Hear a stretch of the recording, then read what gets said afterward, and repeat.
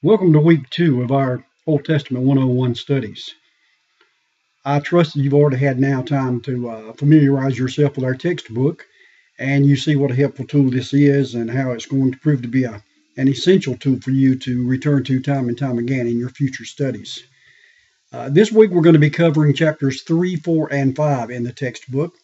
I realize that this is quite a bit of information and quite a bit of material, and it's very, very important information, particularly in chapter 3 of the textbook, where you're going to be given some introductory material about the first 5 books of the Bible, called the Pentateuch.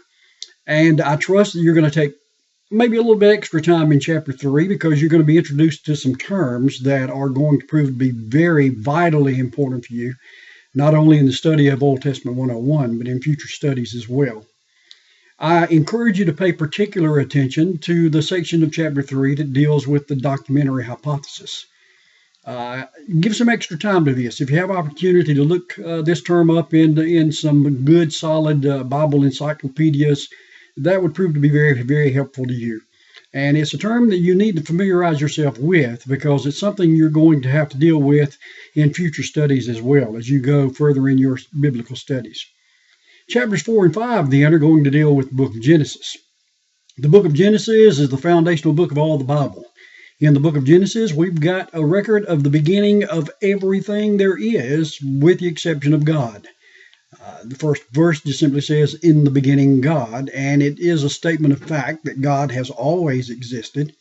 And the beginning there, of course, is the beginning of the creation, the created order of God. And so we're going to look at the book of Genesis, and we're going to deal with some of those big events.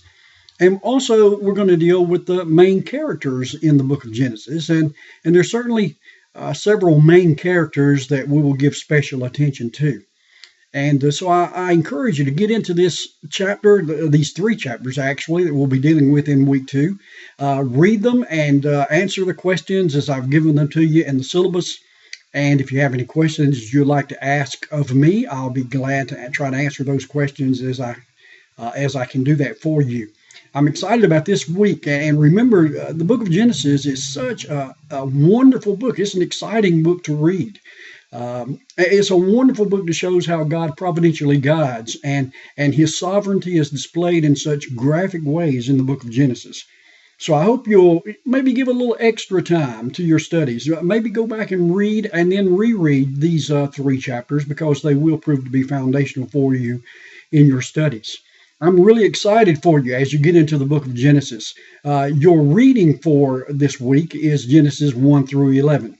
And I encourage you to read those 11 chapters and pay particular attention to some key events that happen there, and lay them in store in your mind so that you'll have that foundation for you as you go on in your future studies. God bless you as you begin week 2. I'm excited for you.